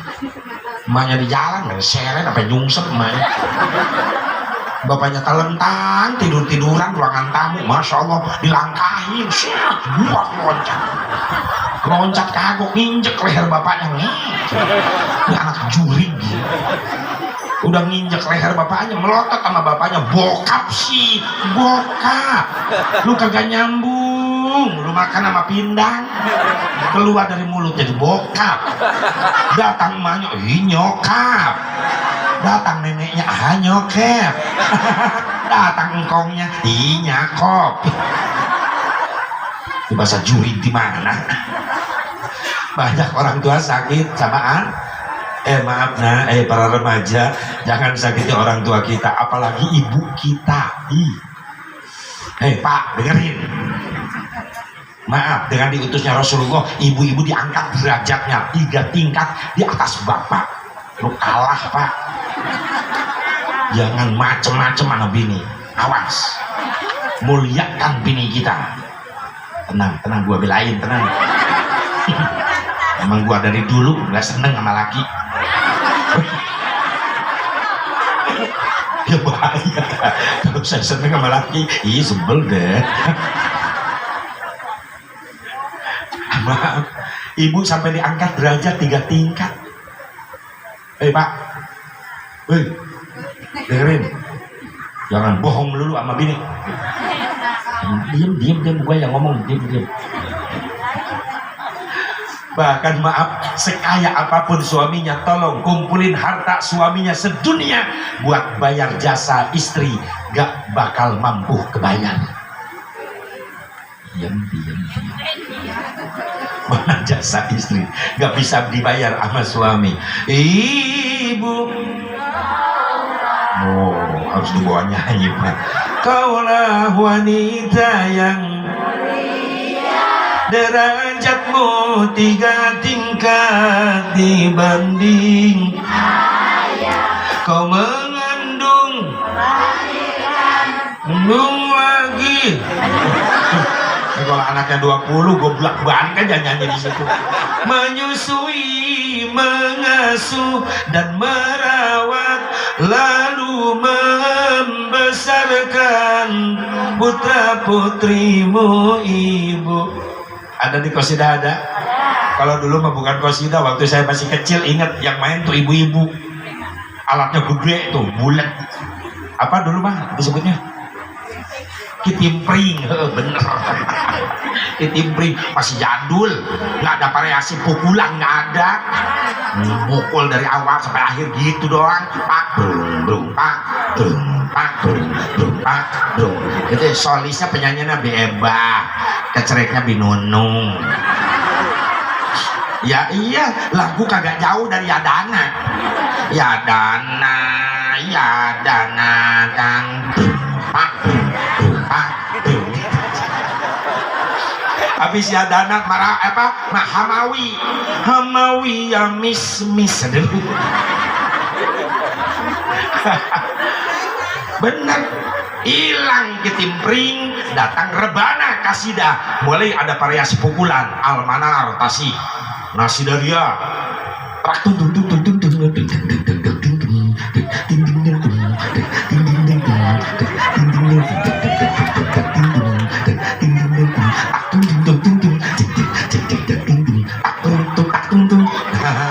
2 hari saya latihan tuh.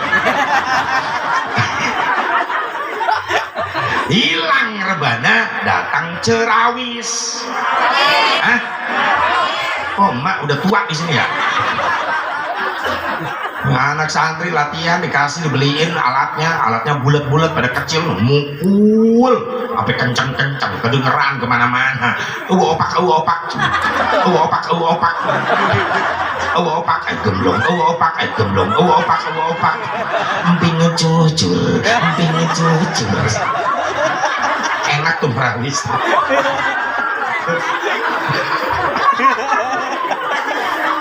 Iya, mungkin anak-anak santri sering nungguin saya pulang ceramah.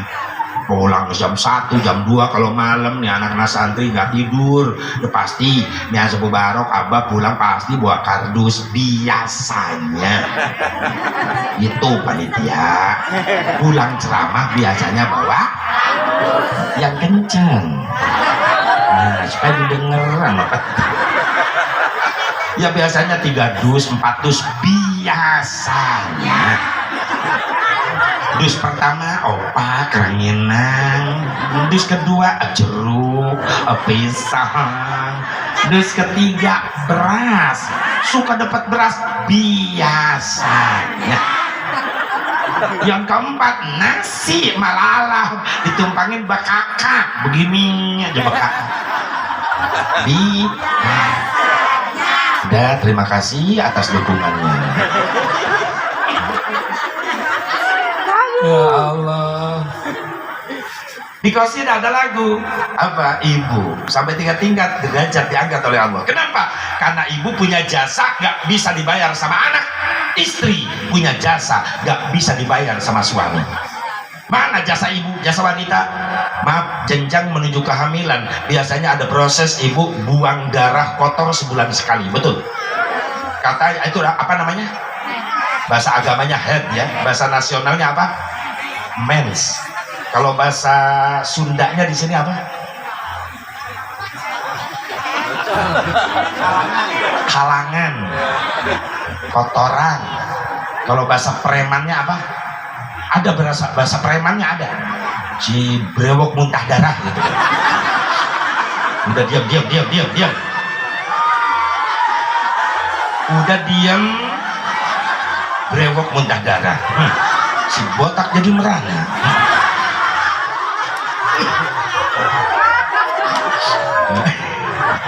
Ya, gua juga dengar dari preman tahu. Brewok muntah darah. Botak jadi merana. Udah. Katanya kalau ibu lagi mens, lagi head, ada yang pegel, sakit badan, bener gak bu? Suami kita ngerasain gak? Pengen terima beres aja. Kata ibu-ibu kalau gitu nggak adil dong. Yang men wanita, bapak-bapak enggak justru adil. Ketika ibu mens, ada ibadah mahdoh yang diliburkan. Allahu Akbar, Allahu Akbar. Adzan lohor, ibu tidur bablas sampai maghrib. Kata suaminya, lu dosa lu, gak sholat lu, molot terus. Sorry bang, gua men. Enak banget jawabnya. Puasa Ramadan siang-siang di kamar. Kata suaminya, nah lu ketahuan lu gak puasa, dosa lu. Sorry bang, gua men, gak percaya. Lu lihat. Ya buat bukti lah. Makanya yang men ibu-ibu syukurin lah bu. Kenapa? Karena ibu-ibu kalau men penanggulangannya gampang. Kenapa? Karena ada softtek. Kalau bapak-bapak men, coba gimana softteknya? Masa dibuntal pakai anduk? Ibu-ibu men ada softtek, nggak kebeli softtek gampang ibu, tinggal lari ke dapur, lap kompor, jejelin, susah amat, gampang penanggulangannya. Mana lagi jasa yang nggak bisa dibayar oleh bapak-bapak dan anak hamil. Waktu ngidamnya aja ibu udah repot, banyak ibu-ibu ngidam kesurupan aneh-aneh maunya. Ya iyalah, dengan pepes bajai. Cuma nggak bungkus naik. Ada lagi yang kesurupan, yang ngidam. Tawarin sama suaminya, lu makan supaya seger lu badan, janin kita sehat. Ada sate ayam, gua mau. Opor-opor nggak mau. Nasi doang bang. Iya makan lah nasi doang juga. Pengen dicocolin nasinya bang, dia cocolin opor, gepuk tuh ada tuh sate. Bukan, dicocolin sama apa tuh nasinya? Sama kepala kiai. Kesurupan nih orang. Dia mah dendam ngidamnya. Mana kiai mau dicocol kepala? Datang nih suaminya minta izin sama kiai yang ridho ya, istrinya lagi ngidam, pengen nyotol nasi sama kepala kiai. Kata kiai aneh-aneh yang ngidam. Sebelum gua dicocol, mending lu gua cocol sekarang ya. Udah kacau tuh yang ngidam ya, amit-amit kesurupan ngidamnya. Ngidam aja udah repot, apalagi udah gede perut 8-9 bulan kan repot bu ya. Laki kita mah tenang-tenang aja. Ibu tidur, masya Allah nggak nyaman tidur lagi gede perut. Bener gak? Telentang, tengkurep, repot, takut mejret. Tidur telentang terus, takut ada yang naik lagi. Naik ke puncak gunung. Serba salah. Iya. Serba salah. Makanya harus baik sama istri. Ya Allah ya Rabbana. Apalagi jasa yang bisa dibayar sama suami? Melahir. Nyawa taruhannya pak. Nyawa taruhannya. Setiap ibu melahirkan seorang anak, maka ratusan ribu urat saraf kecil putus. Nyawa taruhannya. Suami kita ngerasain nggak? Ibu mah di kamar mah bidan. Suami di luar. Keliling sono kemari, nyoting jinggo. Bidan. Lagi perempuan. Bininya di kamar. Nyawa taruhannya. Kata bidan, lu suaminya. Ya mau bidan, temenin. Udah loyo, udah lemes tuh, bini lu, udah kurang tenaga, baru nyamperin. Sabar, tawakal. Enak tuh ngomong sabar. Gue sakit. Ya tawakal lah. Ayo keluarin tali tenaga. Itu kepala orang udah nongkrong mau keluar.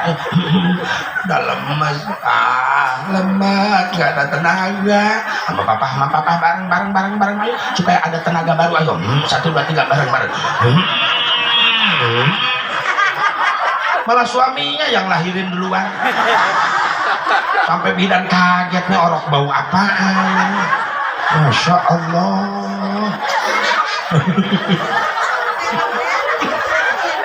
Maaf, ada penelitian dunia. Kata peneliti, nggak ada lagi manusia yang paling berani di dunia. Cuma satu, siapa? Ibu-ibu. Mana buktinya ibu-ibu paling berani? Bukti pertama, ibu-ibu berani menghadapi kematian. Yang paling berani menghadapi kematian cuma ibu-ibu. Maaf Pak, kita kalah. Ibu punya anak 5, berarti udah 5 kali ahli menghadapi kematian, karena setiap melahirkan anak nyawa taruhannya. Anak ibu 5 berarti 5 kali perang menghadapi kematian, makanya disebut paling berani. Buktinya gak ada yang kapok. Anak pertama baru berangkat emaknya udah muntah. Kenapa kok? Kelepasan ya, lumah doyan.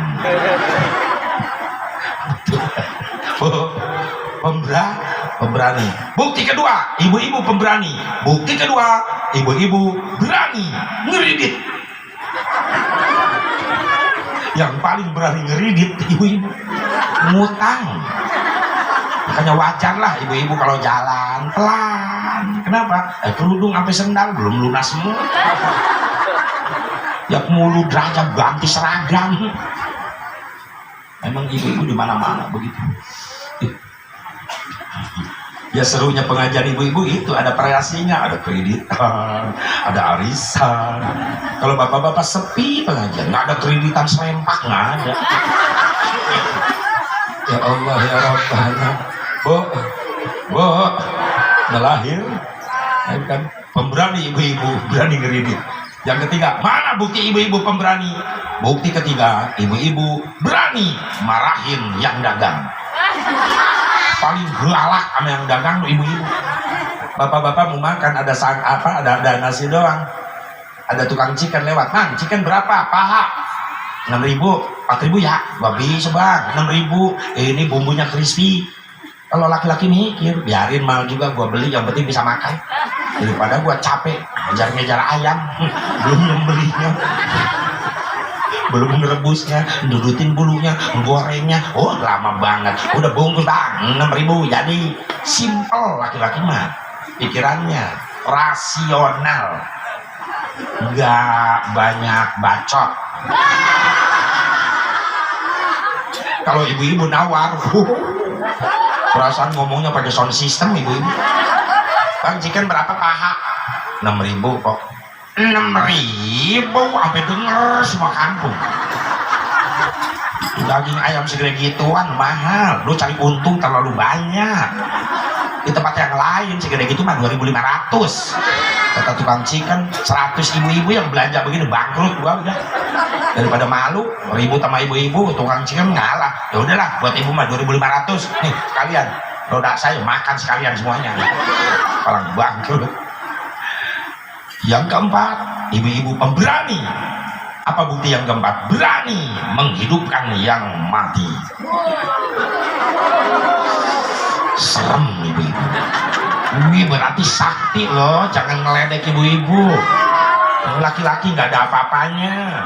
Ilmu ibu-ibu itu lebih sakti karena mampu menghidupkan yang mati.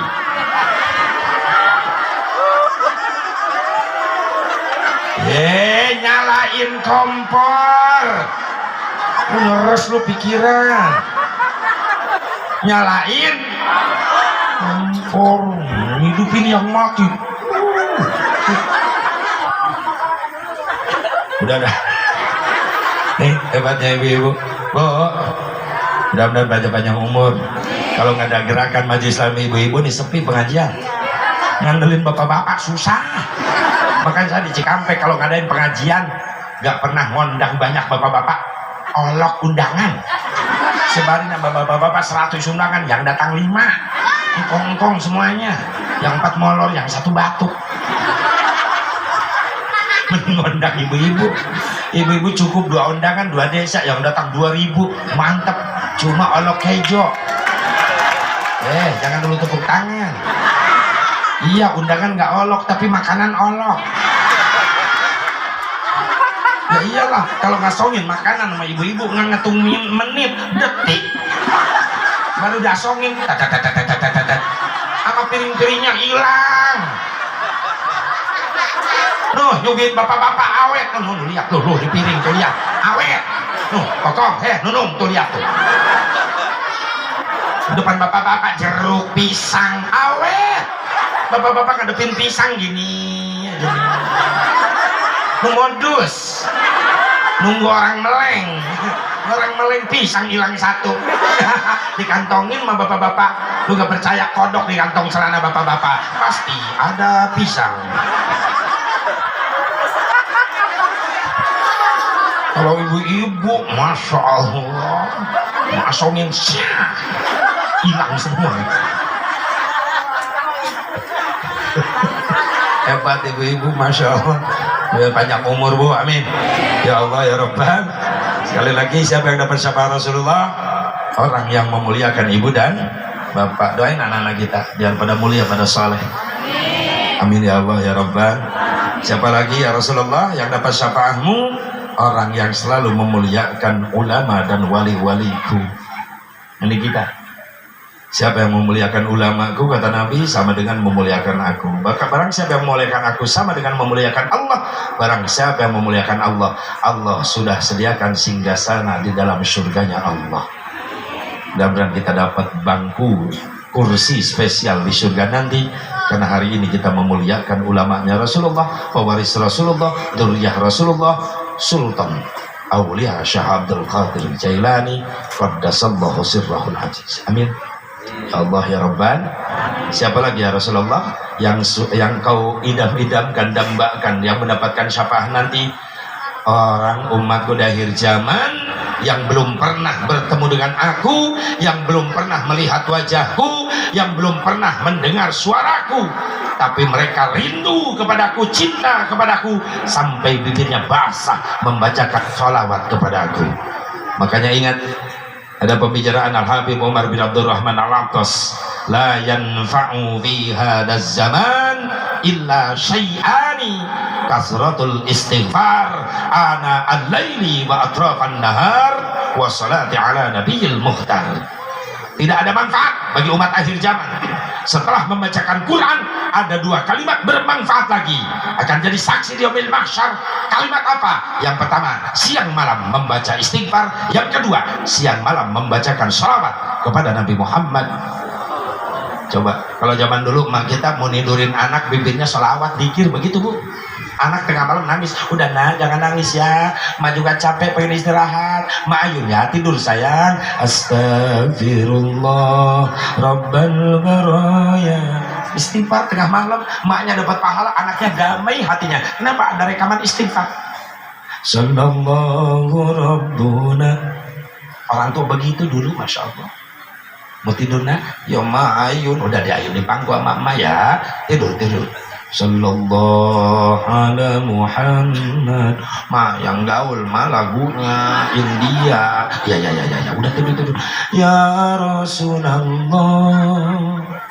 salamun alaik ya rafi'a syani wa daraji adfat tayyaji ratal alami ya uhailal judi wal karami. Kocok ay.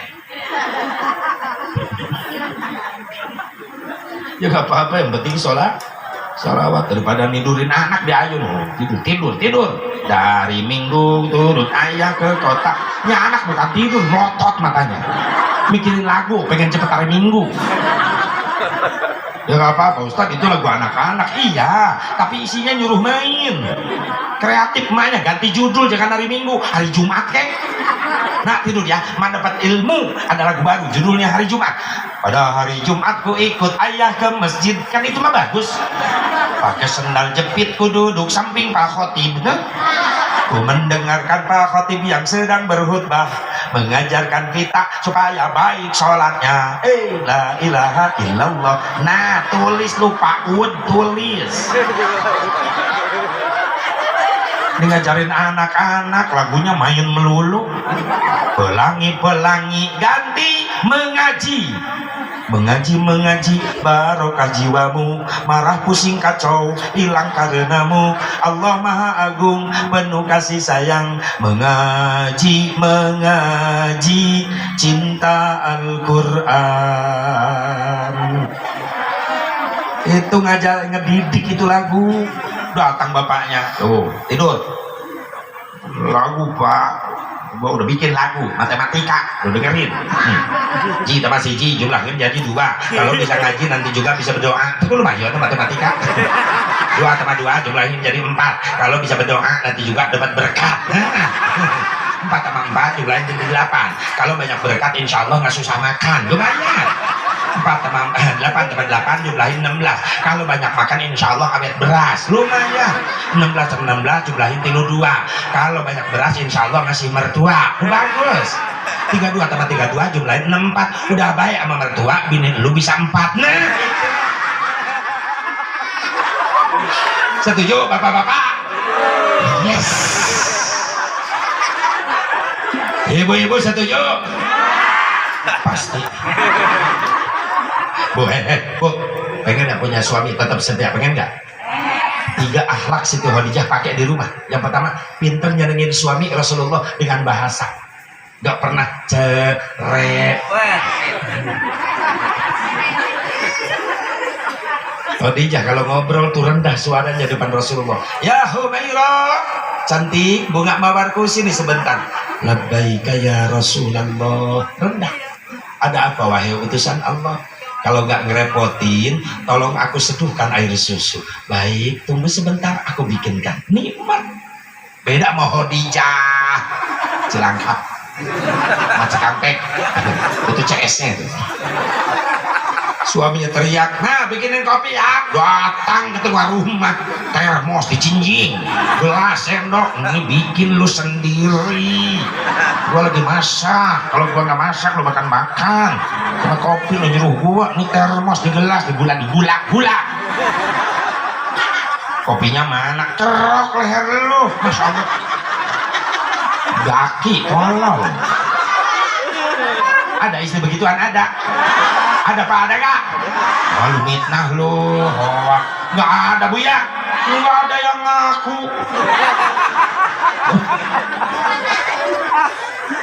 Bahasa yang kedua, senengin suami dengan tingkah laku. Siti Khadijah kalau ngobrol sama Rasulullah nunduk kepala, nggak berani melihat wajah suami. Ibu gitu nggak? Bapak cari lagi lah, kompak lah. Ngadepin suami, mata keluar, ludah muncrat. Hasil ngaji. Praktek nanti pulang di rumah. Mas Rima, sama bapak ada di rumah. Ada apaan sih? Kata suaminya, hasil ngaji.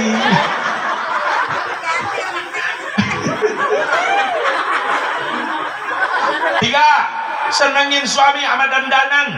Siti Khadijah tuh udah cantik alami, tapi ketika mau ngobrol sama Rasulullah, beliau dandan lagi sampai Rasul tuh betah dari pagi sampai sore, nggak mau jauh dari sisi Siti Khadijah. Umar bin Khattab nanya, suatu ketika Rasulullah, aku lihat engkau duduk di samping Khadijah dari pagi sampai sore, sampai kau nggak mau jauh dari Khadijah. Ada apa ya Rasulullah?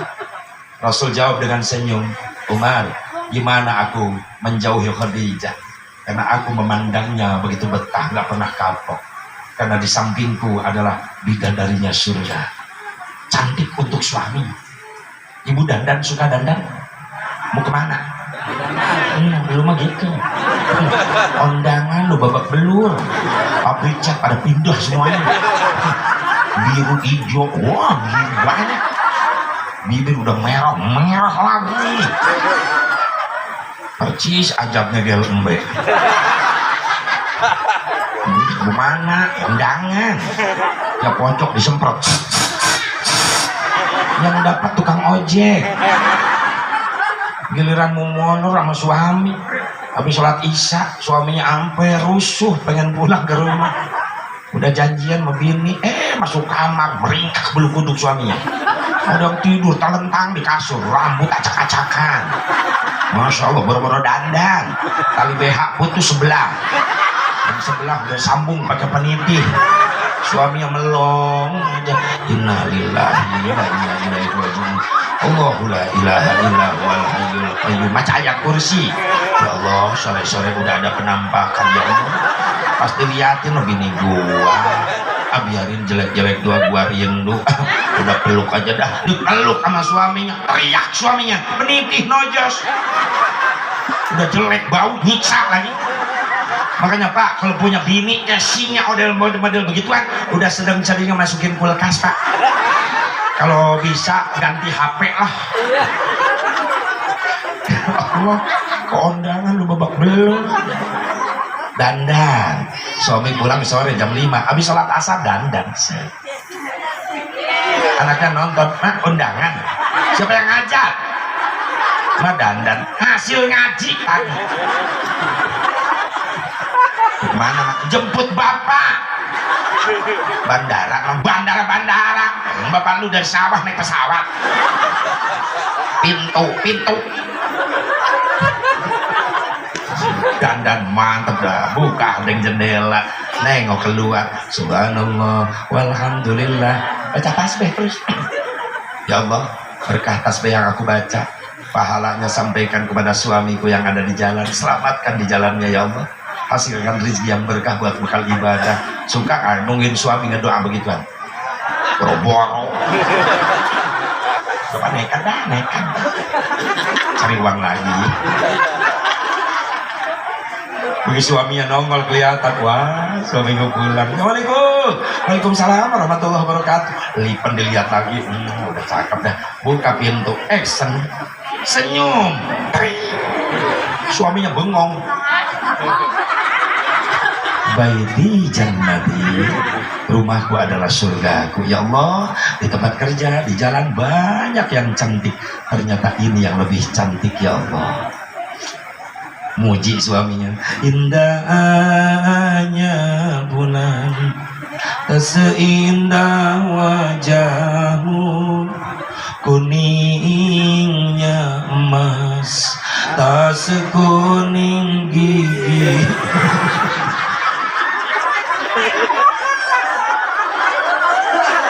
Ya iya, lipen bedok, pas gini cangkang jengkolnya lap. Untung cangkang jengkol, coba kalau pohon ya, wah. Lalu nggak hati-hati lu, lipen medok jengkolnya lagi kami kan. Segitu mah mending masih muda. Alhamdulillah. Ibu nanya, Asep, Siti Khadijah begitu baik, akhlaknya mulia, ada yang ngedidik? Ada. Siapa? Rasul suaminya. Bapak pengen punya istri soleha? Pengen? Jawab, pengen gak? Syaratnya bapak yang jadi suaminya harus ngasih contoh duluan, soleh sama istri. Diam. Bapak pengen dimuliain anak istri, pengen gak? Syaratnya bapak harus lebih dulu ngemuliain istri. Diam. Kenapa Siti Khadijah mulia bahasanya? Karena Rasul yang duluan ngasih contoh mulia sama Siti Khadijah. Manggil bini Rasulullah, ya Humaira, bunga mawarku cantik, sini sebentar. Ibu pernah digitu-gitu sama bapak?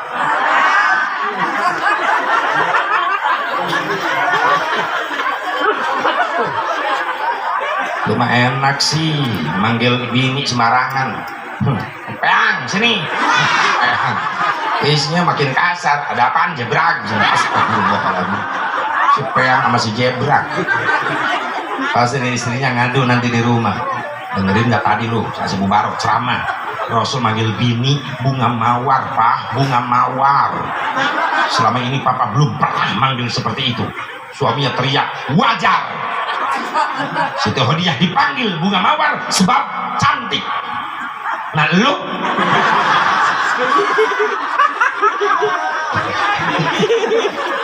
ya jangan gitu Pak, kan Bapak juga cinta sama aku, masa nggak pernah panggil bunga mawar? Oh pengen dipanggil bunga, oke.